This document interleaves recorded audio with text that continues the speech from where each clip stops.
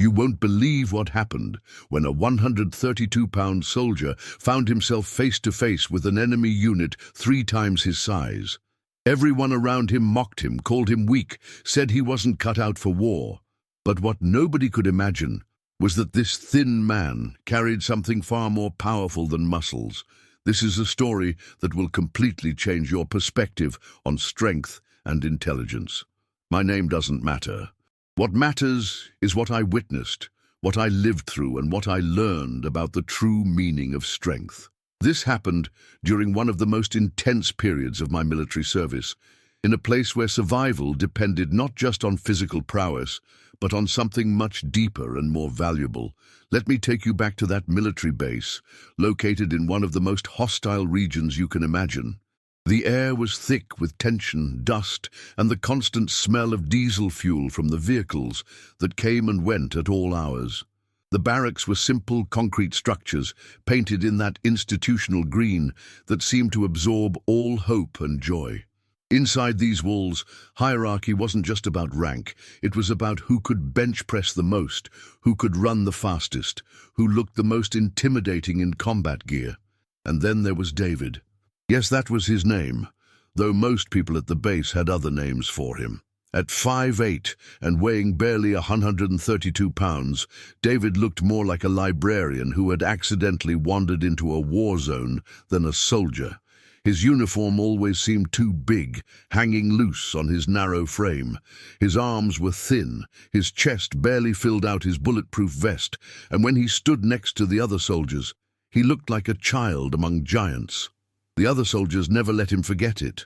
"Hey, stick figure," they'd shout across the mess hall. "Did you even make it through basic training, or did they just feel sorry for you?"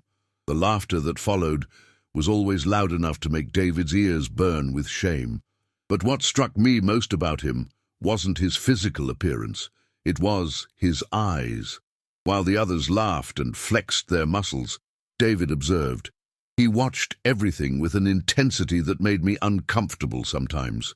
It was like he was constantly analyzing, calculating, processing information that the rest of us didn't even notice. Sergeant Martinez was particularly brutal with David. Martinez was everything David wasn't.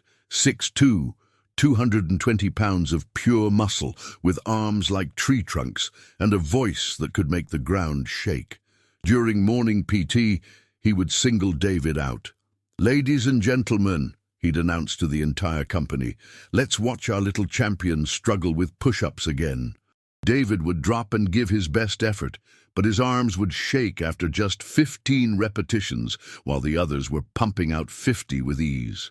"This is what happens when they lower the standards," Martinez would continue, pacing around David as he struggled.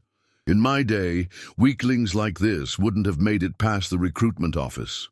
The other soldiers would snicker, grateful that the attention wasn't on them, grateful that there was someone even lower in the pecking order. But I started noticing something the others missed. During tactical exercises, while everyone else was focused on showing off their strength, David was studying the terrain. During weapons training, while others were competing to see who could fire the most rounds accurately, David was analyzing wind patterns, calculating distances, understanding the mechanics of every piece of equipment we used. During strategy briefings, while most soldiers just nodded along, David asked questions that made even the officers pause and think. I remember one particular evening in the mess hall. David was sitting alone as usual, with a notebook open beside his dinner tray.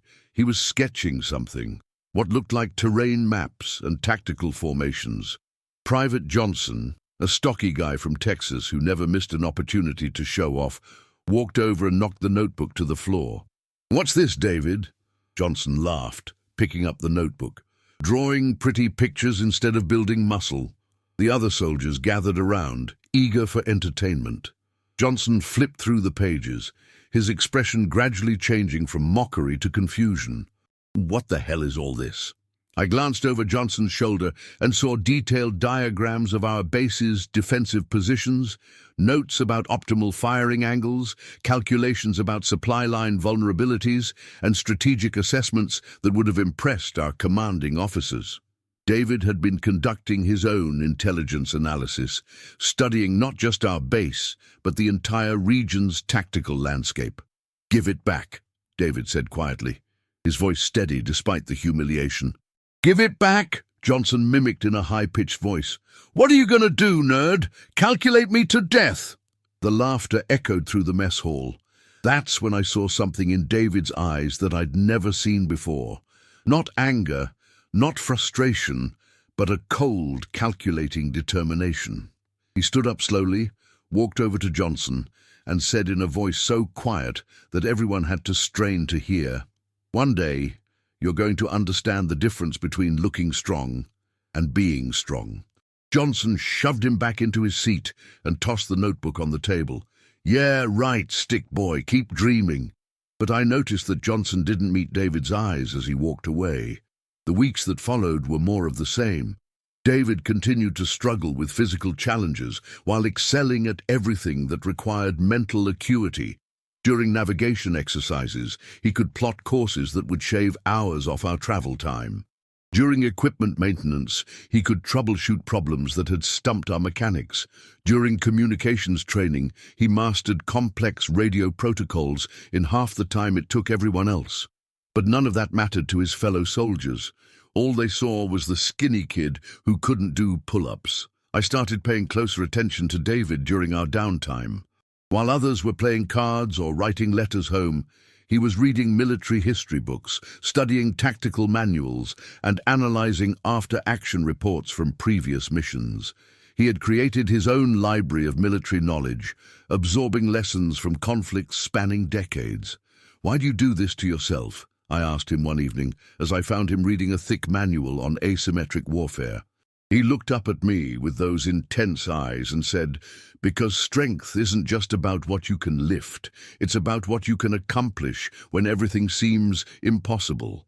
Little did I know how prophetic those words would prove to be. The base's atmosphere was always tense, but in the weeks leading up to the incident I'm about to tell you about, something felt different. Intelligence reports were coming in more frequently. Officers were having hushed conversations that stopped abruptly when soldiers walked by. There was an electricity in the air that spoke of impending action. David seemed to sense it too.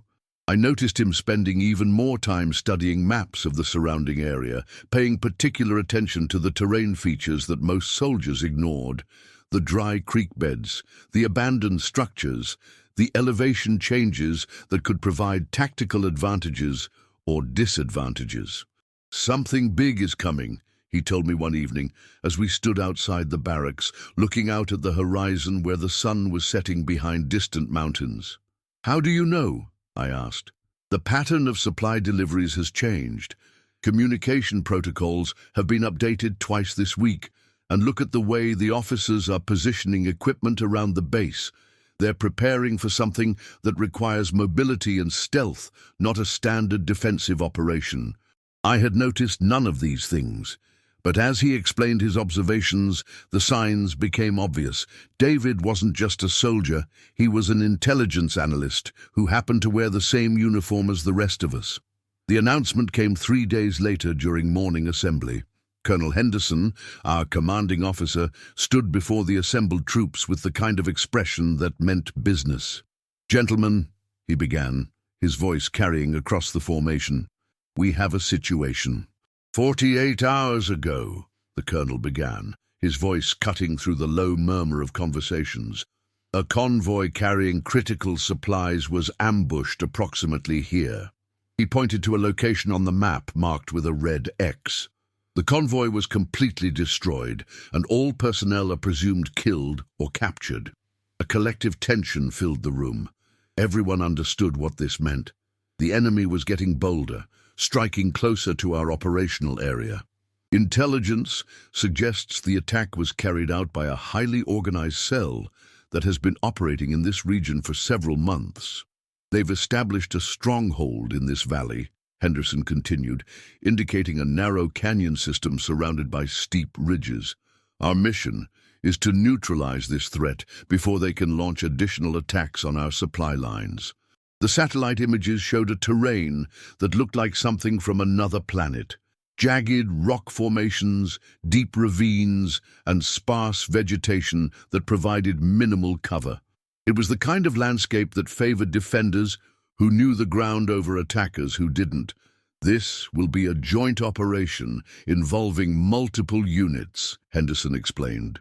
Each squad will be assigned specific objectives designed to create a coordinated assault that will eliminate the enemy's ability to operate in this area.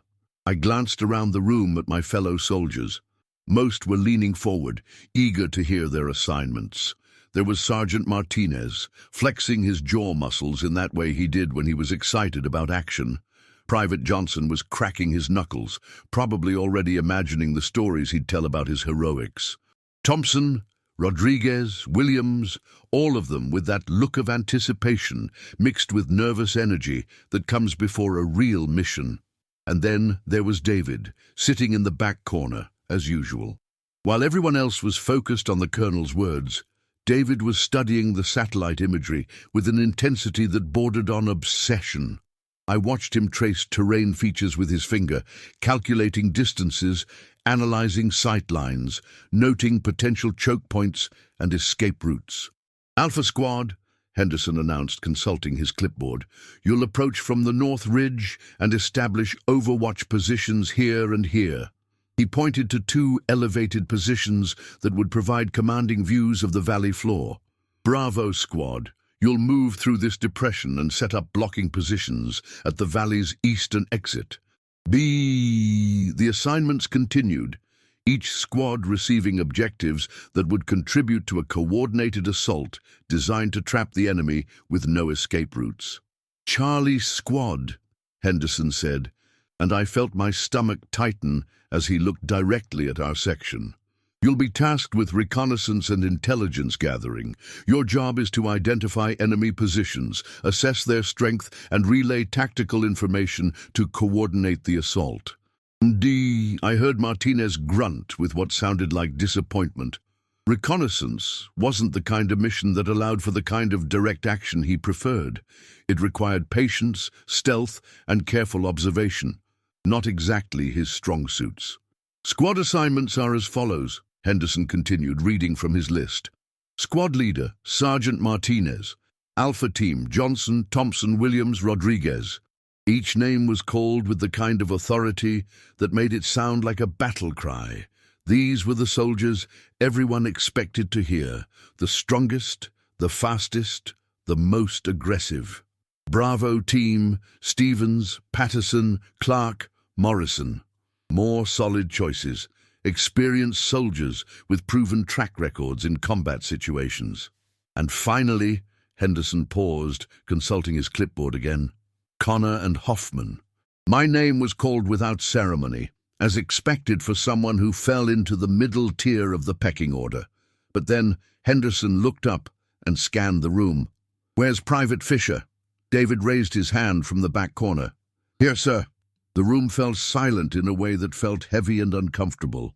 I could practically hear the thoughts going through everyone's heads. Why is he being included in a real mission? What possible contribution could the stick figure make to a combat operation? Martinez's expression darkened immediately. "Sir," he said, his voice carefully controlled, "with respect, this mission requires operators who can handle themselves in high-stress combat situations. Private Fisher's physical limitations might compromise the squad's effectiveness."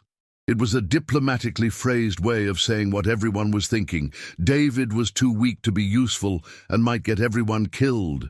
Henderson's expression didn't change as he looked at Martinez. "Are you questioning my personnel decisions, Sergeant?" "No, sir," Martinez replied quickly. "I'm just concerned about squad cohesion and operational effectiveness." "Private Fisher scored the highest in our last tactical assessment exercise," Henderson stated matter-of-factly. "His reconnaissance and analysis skills are exactly what this mission requires. Any other questions about squad composition?" The silence that followed was the kind that screams louder than any protest. I could see the other soldiers exchanging glances that ranged from confusion to outright skepticism. David, for his part, showed no reaction to either the assignment or the obvious disapproval of his teammates. After the briefing, the grumbling started immediately. "This is insane," Johnson muttered as we filed out of the room. "We're supposed to trust our lives to someone who can barely carry his own equipment?" "Maybe they want him to calculate the enemy to death," Thompson added, drawing snickers from the others. Martinez gathered the squad in the equipment bay for additional briefing. "Listen up," he said, his voice carrying that edge it got when he was trying to maintain authority while dealing with something he didn't like. "Whatever the Colonel's reasons for this personnel decision, we have a mission to complete. Everyone pulls their weight, no exceptions." His eyes lingered on David as he said this, making it clear who he was talking about. "We leave at 400 hours, Martinez continued. "Full combat load, 3 days of rations, advanced communications equipment. This isn't a training exercise. If the enemy gets the drop on us, people die. Real people, with real families waiting for them to come home." David stepped forward slightly. "Sergeant, I've analyzed the terrain and identified several potential—" "Fisher!" Martinez cut him off sharply. "Your job is to carry your equipment, follow orders, and try not to slow us down. Leave the tactical analysis to people who actually know what they're doing." I watched David's jaw tighten slightly, but he just nodded and said, "Understood, Sergeant." But I could see in his eyes that he understood much more than Martinez gave him credit for.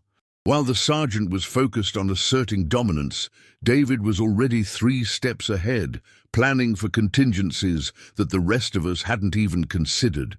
The rest of the day was spent in preparation. Equipment was checked and double-checked.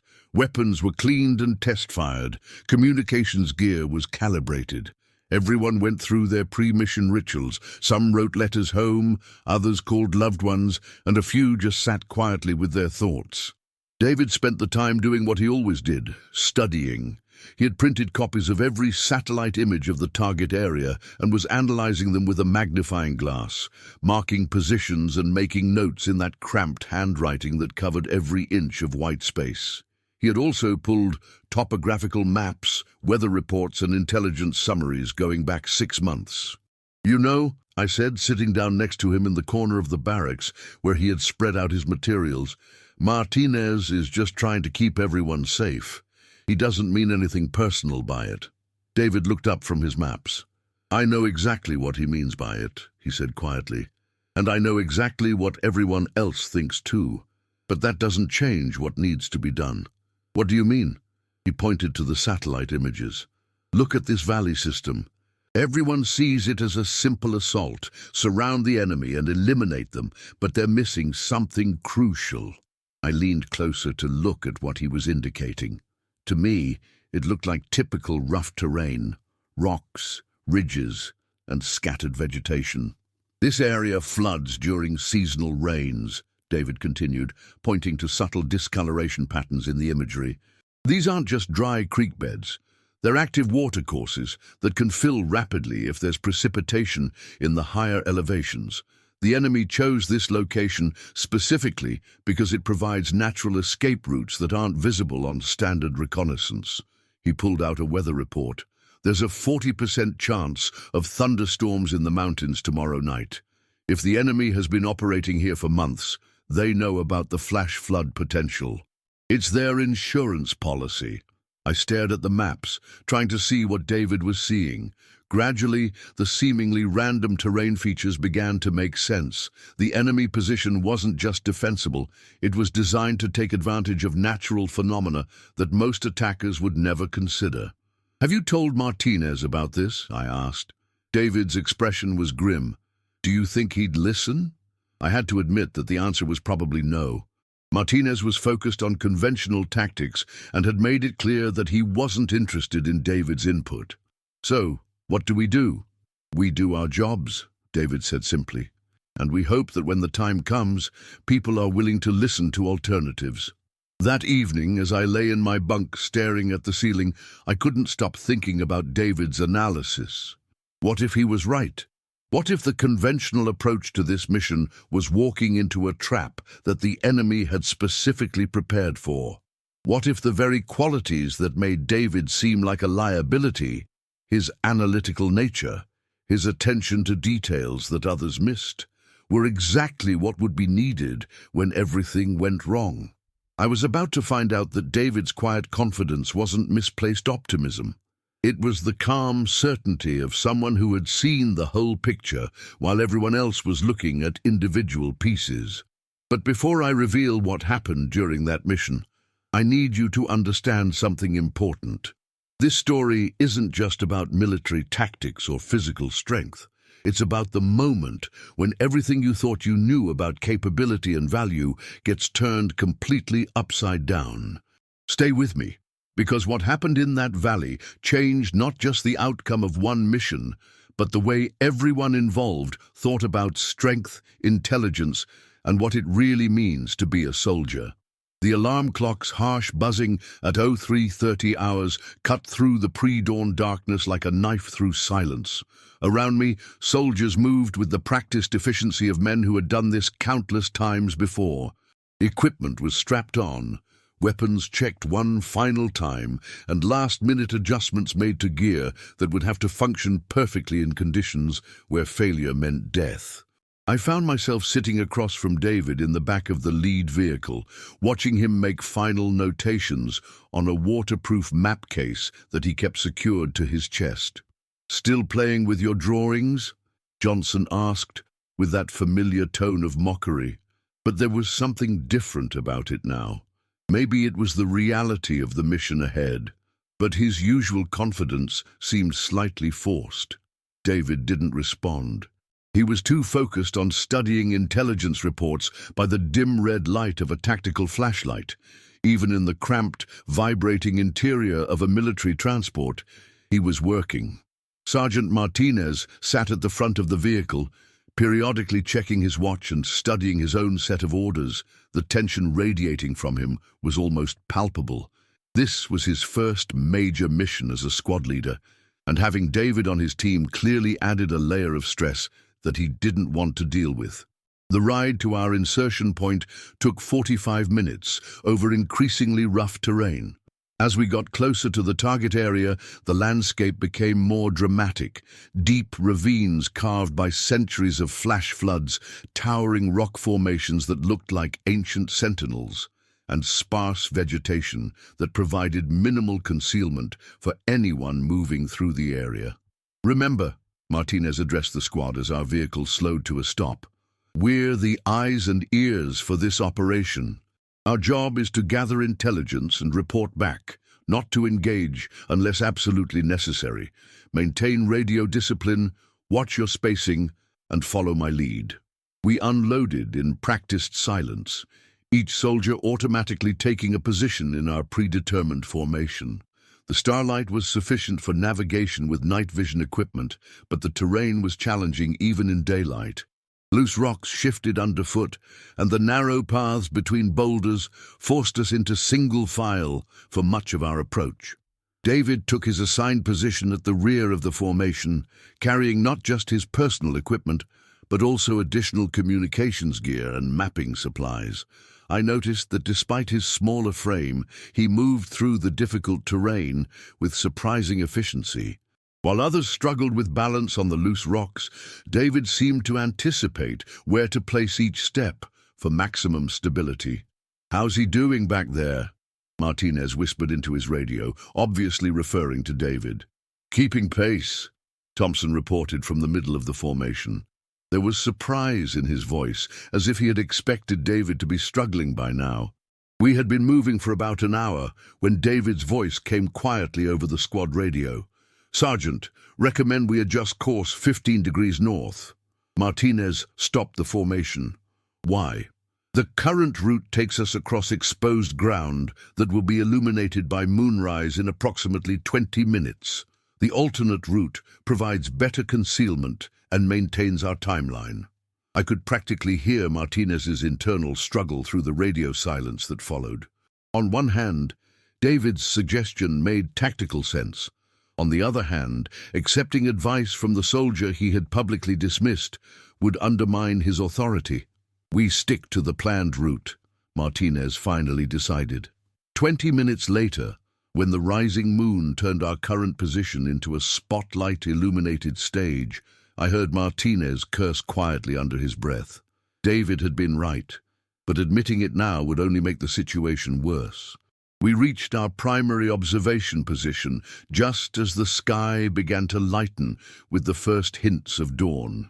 The location was a rocky outcropping that provided excellent visibility into the valley below, while offering reasonable concealment from anyone looking up from the valley floor. What we saw through our binoculars was both more and less than what we had expected. The enemy position was well constructed and strategically positioned. They had established overlapping fields of fire that would make any direct assault extremely costly.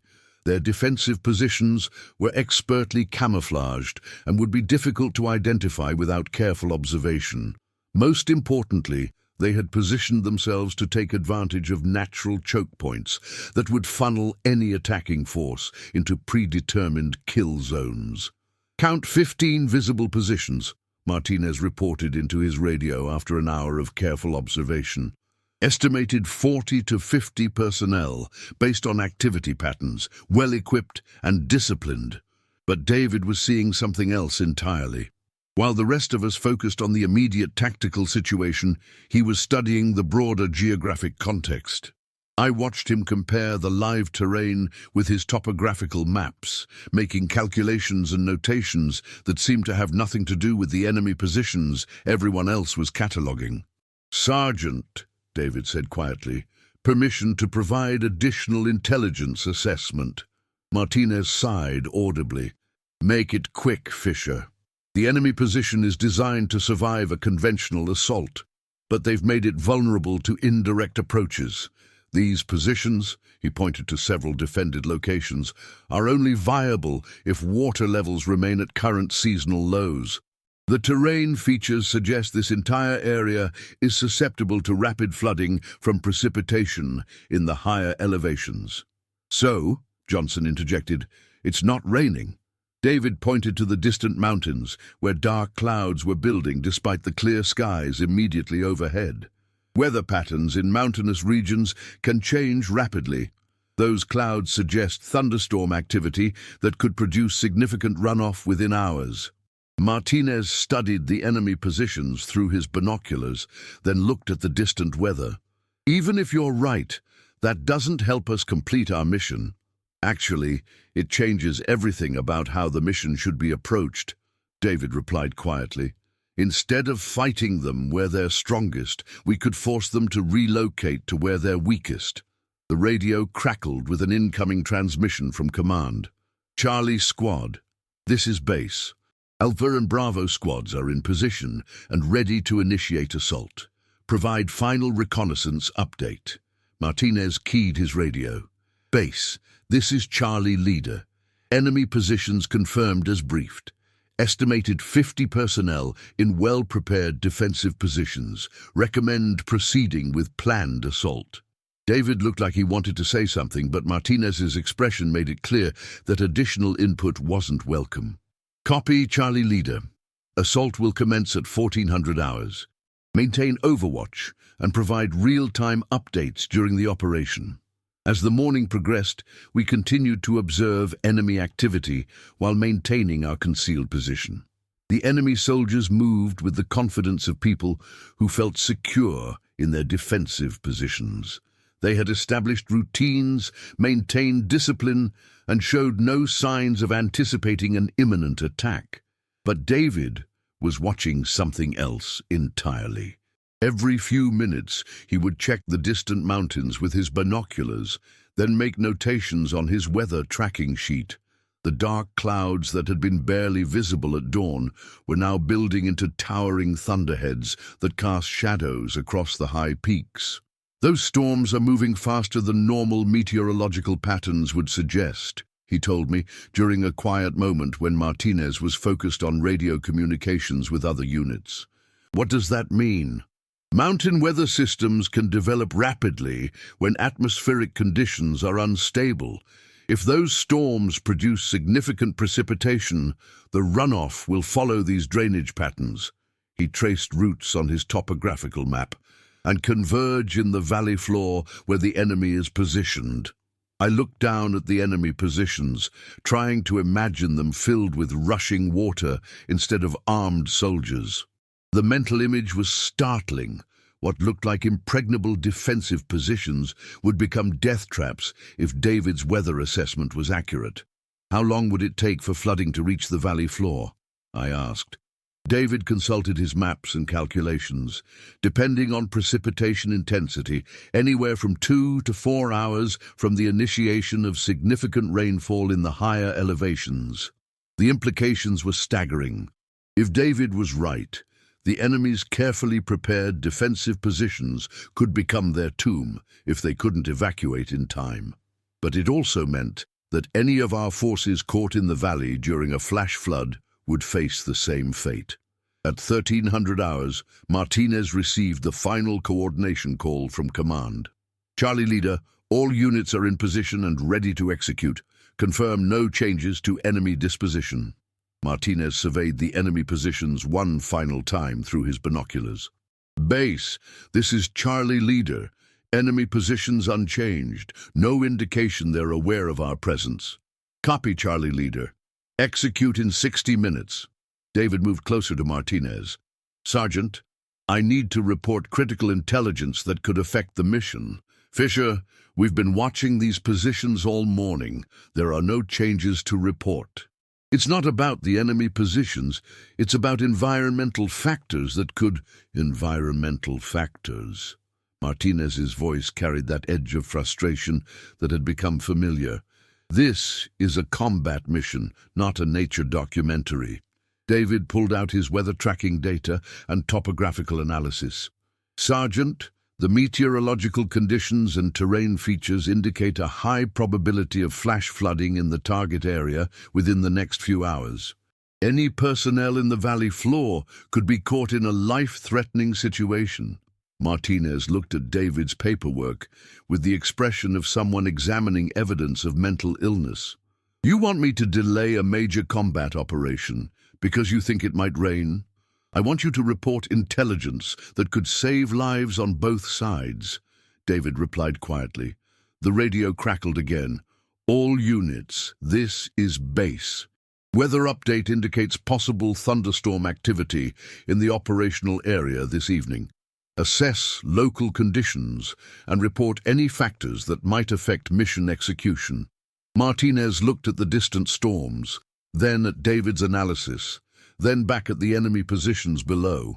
For a moment, I thought he might actually consider David's warning seriously. Instead, he keyed his radio and said, Base, this is Charlie Leader. Local weather conditions are acceptable for mission execution. No factors identified that would affect operational timeline. David's expression didn't change, but I saw his hands tighten slightly on his equipment.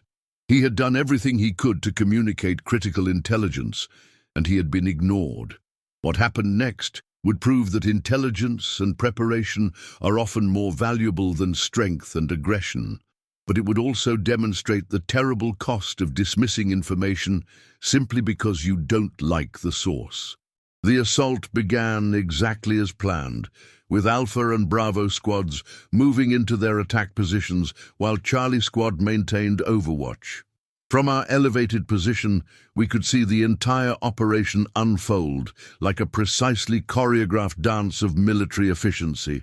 The sound reverberated off the rock walls, creating a cacophony that made it difficult to determine the exact source of different weapons firing.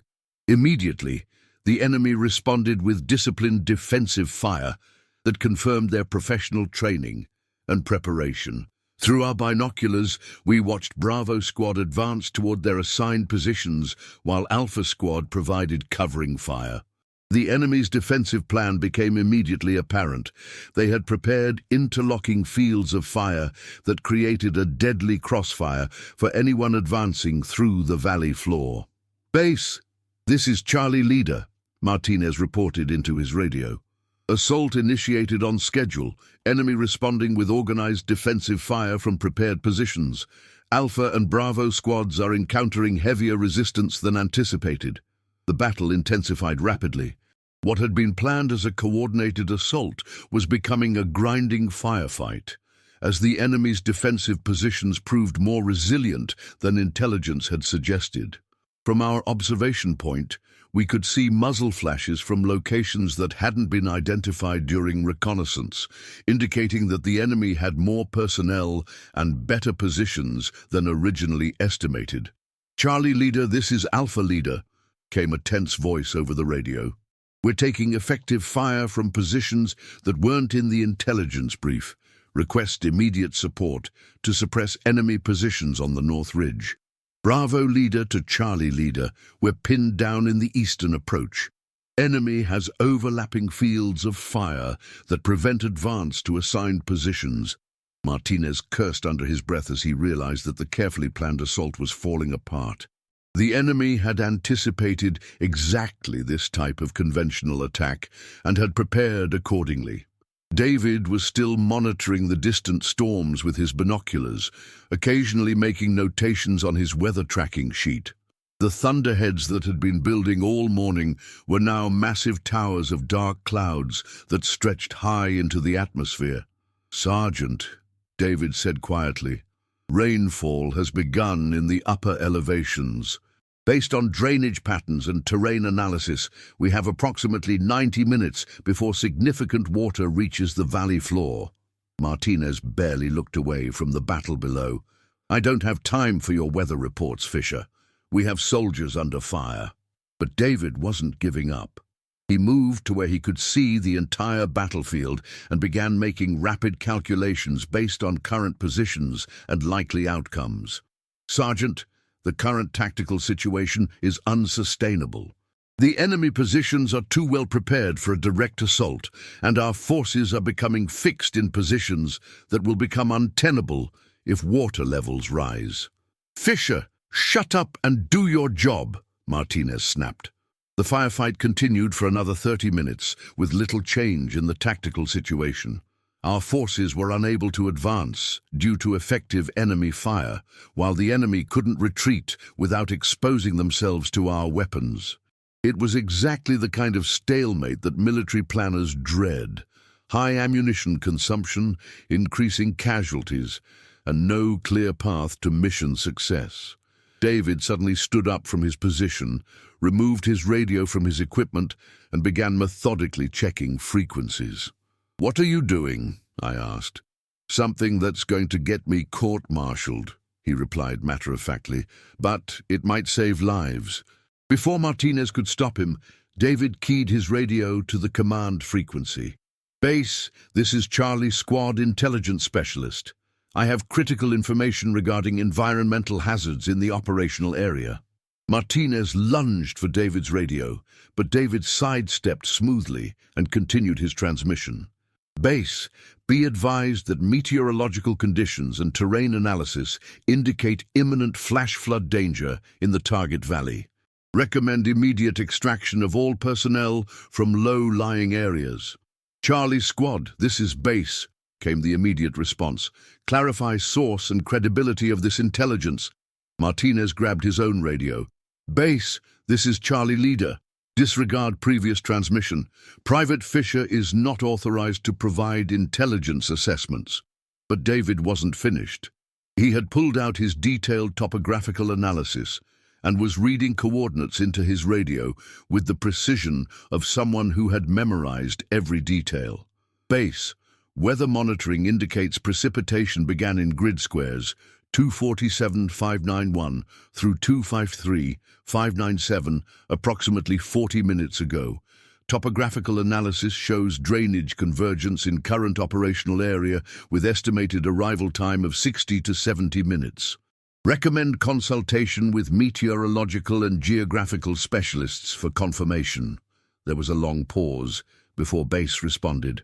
"Charlie Leader, report to Command Net for immediate consultation with Mission Commander." Martinez's face was red with anger as he switched to the command frequency. For the next 10 minutes, he was involved in an increasingly heated radio conversation with higher command, while the firefight continued below and David continued monitoring both the battle and the weather. Finally, Martinez returned to our frequency. Base has ordered a temporary halt to offensive operations pending consultation with meteorological specialists, he announced, his voice tight with controlled fury. What does that mean? Johnson asked. It means, Martinez said, staring directly at David, that Private Fisher has just undermined a major combat operation based on his amateur weather prediction. But David was still focused on the storm system approaching from the mountains. Sergeant, the halt needs to include evacuation orders for our personnel currently in the valley floor. The timeline for water arrival has shortened due to precipitation intensity. Martinez looked like he wanted to physically attack David, but the radio interrupted with new orders. All units, this is base. Meteorological consultation confirms potential for significant precipitation and flash flood conditions in the operational area. All personnel are directed to immediately move to elevated positions above anticipated flood levels. Operational pause is in effect until environmental conditions stabilize. Riku, the evacuation began immediately, with Alpha and Bravo squads breaking contact with the enemy and moving to higher ground. The enemy, apparently monitoring our communications or perhaps recognizing the same environmental danger, began their own evacuation of low-lying positions. For 30 minutes, both sides focused on moving to safety rather than fighting each other. It was one of the most surreal military situations I had ever witnessed. Two forces that had been trying to kill each other were now facing the same environmental threat and taking similar protective measures. David continued monitoring the approaching storm system, providing regular updates on the expected timeline for water arrival.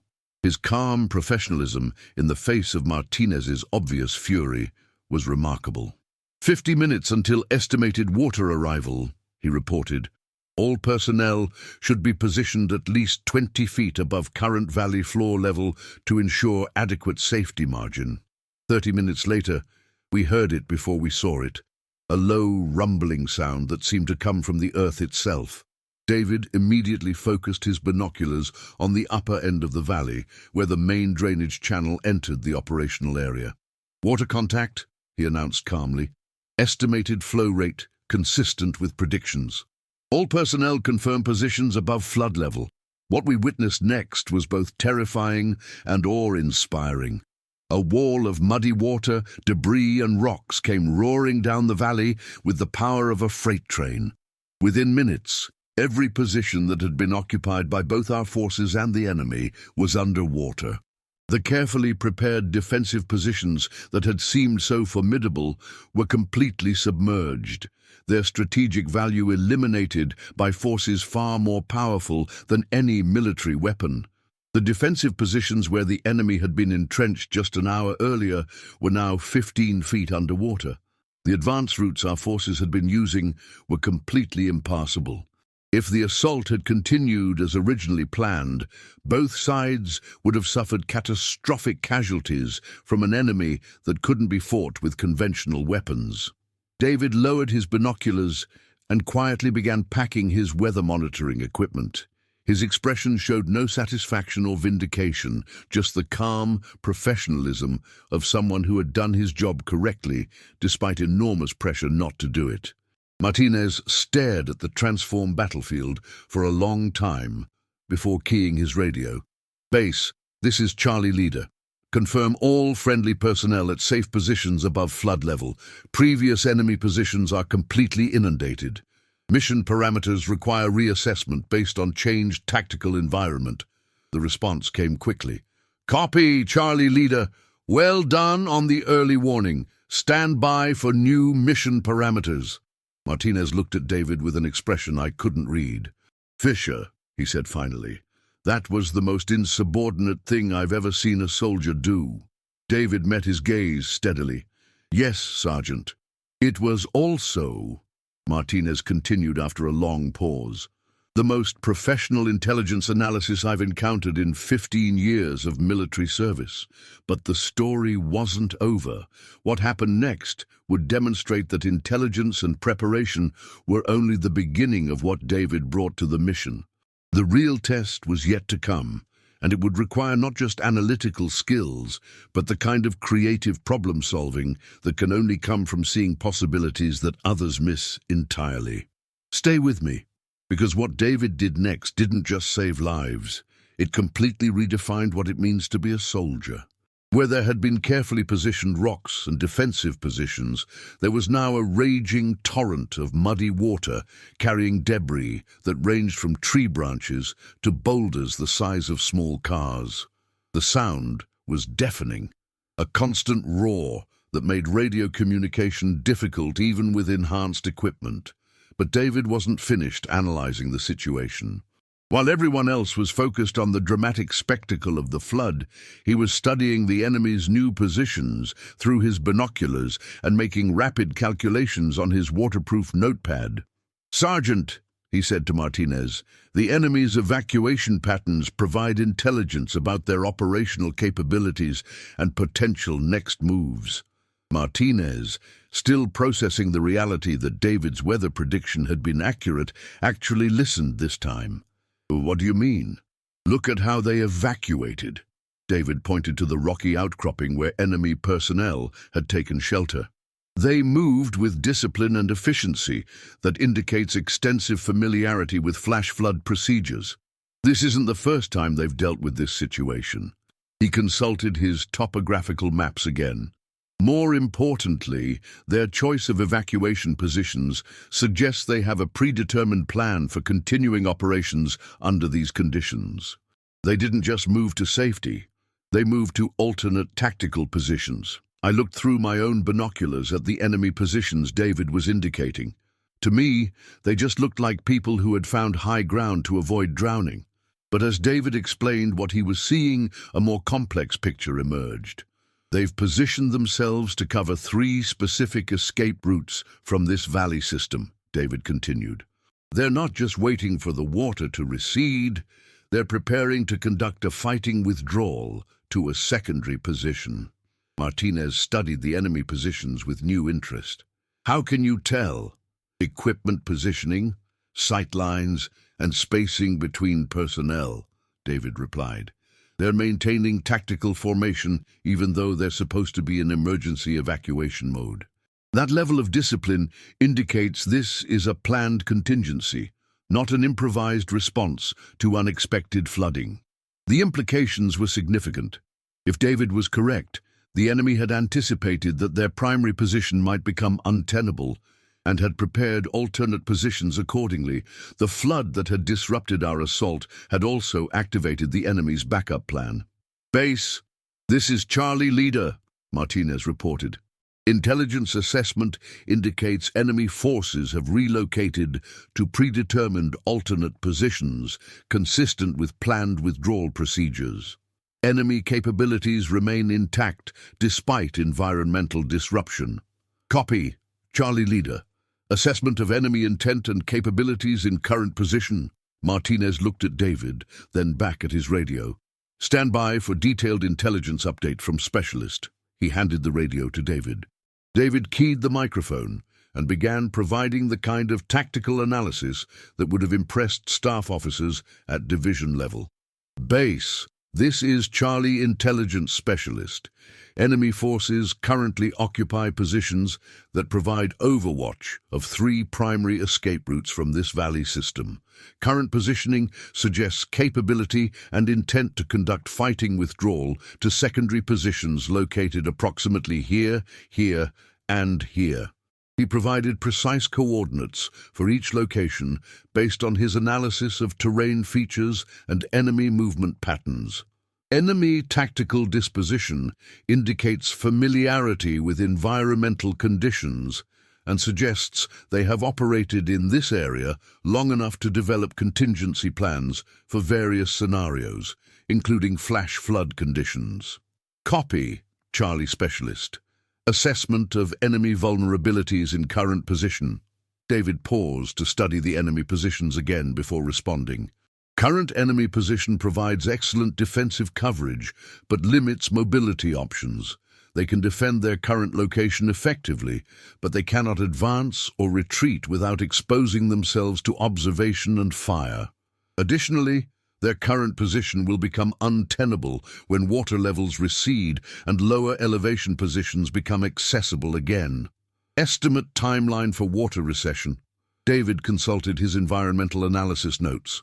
Based on precipitation data and drainage characteristics, water levels should begin receding in approximately 4 to 6 hours, with full recession in 8 to 10 hours.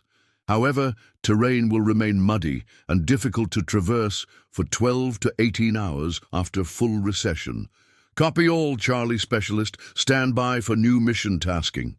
Martinez took back the radio, but his expression toward David had changed completely. Where did you learn to do that kind of analysis? He asked. Military history, terrain analysis, and meteorology courses, David replied, plus observation and pattern recognition. That wasn't taught in basic training. No, Sergeant. I studied it on my own time because I wanted to be good at my job. Over the next hour, we received a series of mission updates as higher command developed a new tactical plan based on David's intelligence assessments. The enemy's positions were now fixed and predictable, but they were also well defended and difficult to approach. That's when David made the suggestion that would change everything. Sergeant, he said during a quiet moment between radio communications, I have an idea for how to resolve this situation without additional casualties on either side.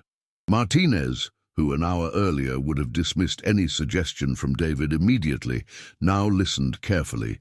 The enemy's current position is strong defensively, but it has a critical vulnerability that they may not have recognized. What vulnerability? David pointed to the terrain features around the enemy position. They chose high ground to avoid the flood, but they chose ground that becomes an island when water levels are high. They can't leave their current position without crossing areas that are still underwater. He consulted his maps again. More importantly, their supply and communication lines run through the same areas that are currently flooded. They may be tactically positioned, but they're logistically isolated. So we wait for them to run out of supplies? Actually, David said, I think we can convince them to surrender without firing another shot. Martinez stared at him. Convince them to surrender? How? David pulled out his radio equipment and began adjusting frequencies. By demonstrating that we understand their tactical situation better than they do, and by offering them a way out that preserves their lives and dignity. You want to negotiate with the enemy? I want to communicate with the enemy, David corrected. There's a difference between negotiation and providing them with tactical information that leads them to make rational decisions. What David proposed was so unconventional that it took Martinez 15 minutes of radio consultation with higher command before he received permission to attempt it. The plan violated several standard protocols about communication with enemy forces, but the alternative was a prolonged siege situation that could result in significant casualties on both sides. David spent another 30 minutes preparing for the communication, consulting intelligence reports about enemy unit organization and typical communication procedures.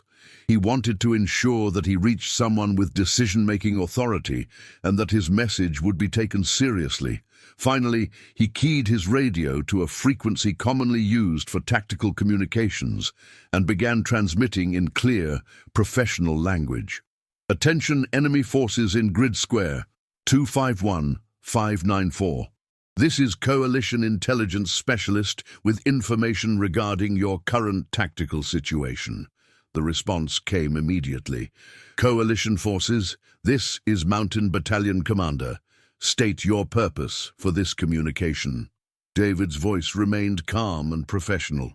Commander, our intelligence assessment indicates your current position may have unrecognized vulnerabilities regarding supply lines and evacuation routes. We would like to share this assessment for your consideration. There was a long pause before the enemy commander responded. Continue.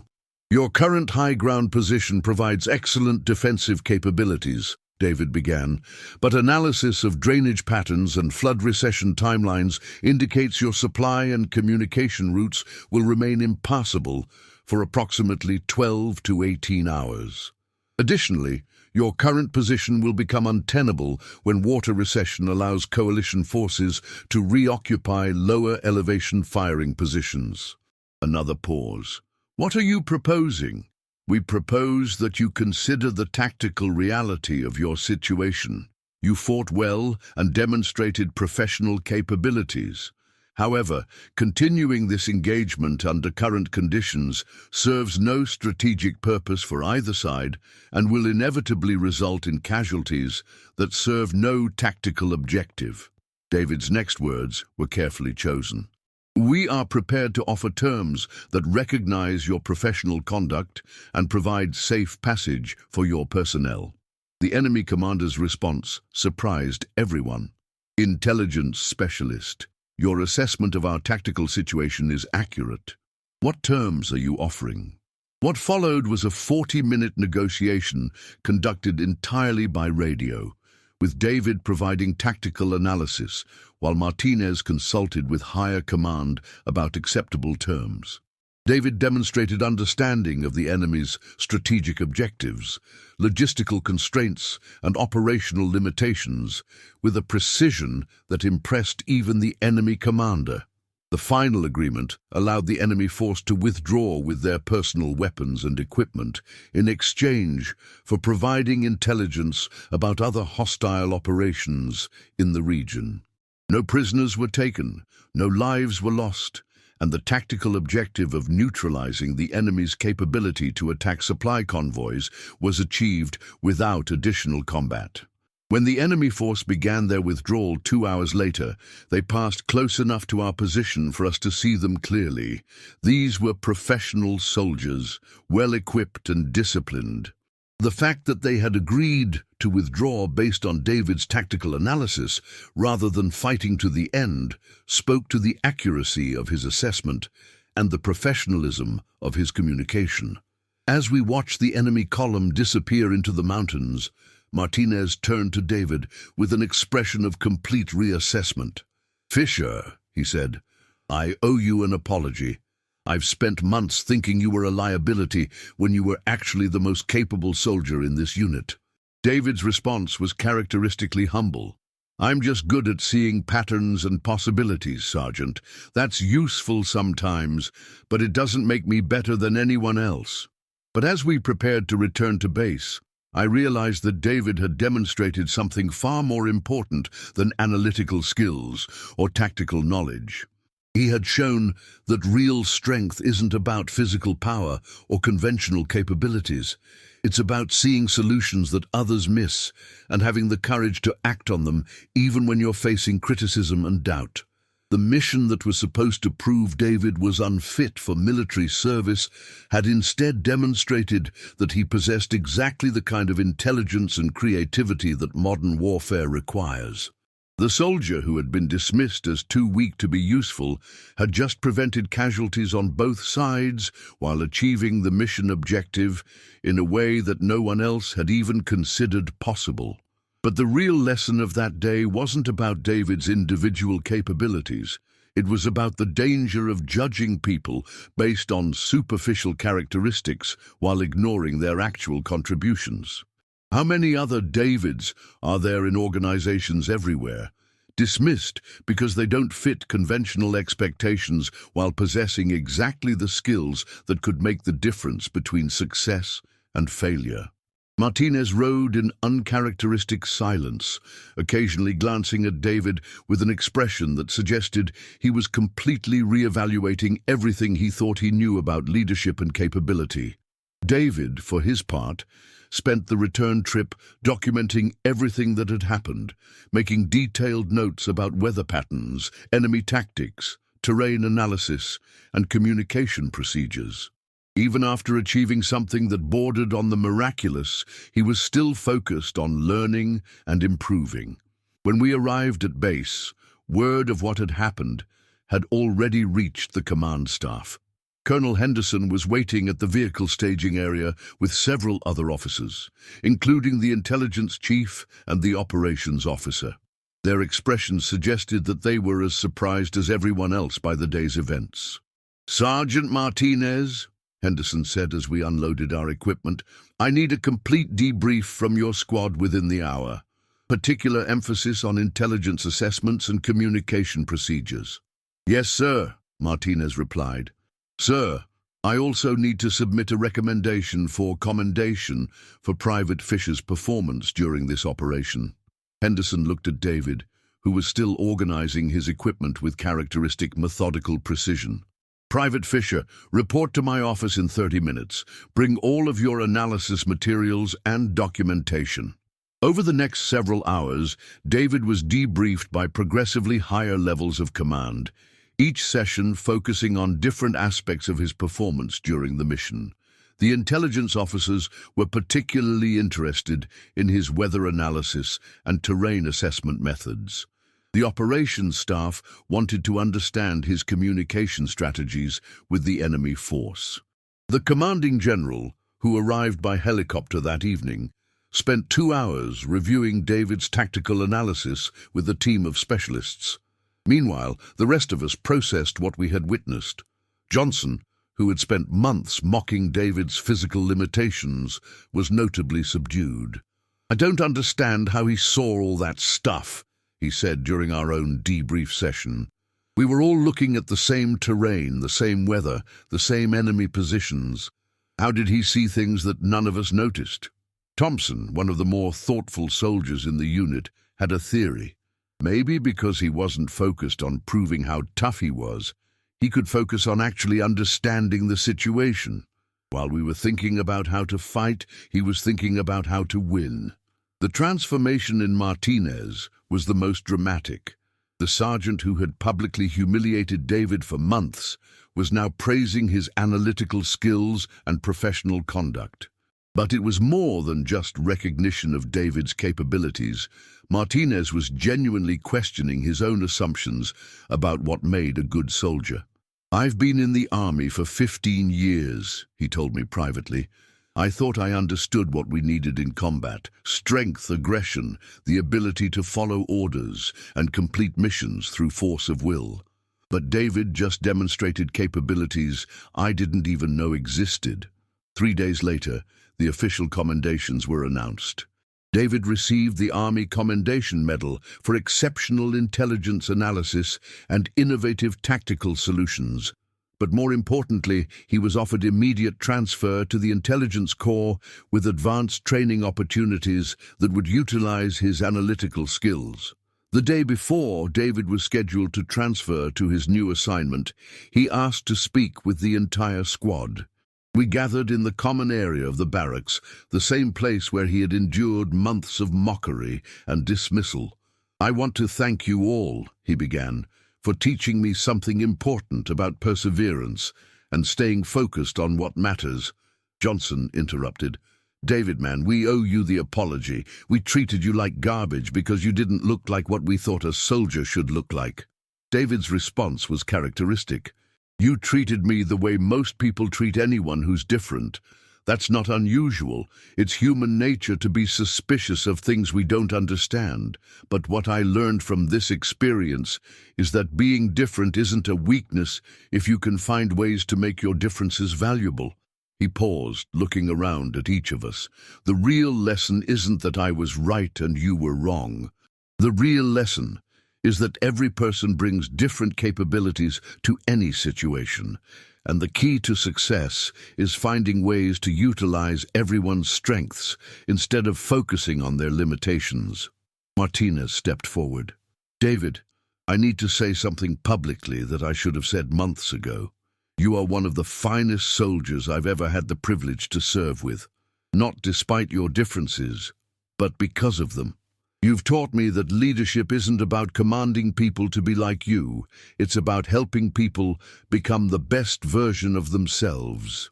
As David prepared to leave for his new assignment, I realized that his story wasn't really about proving the value of intelligence over strength.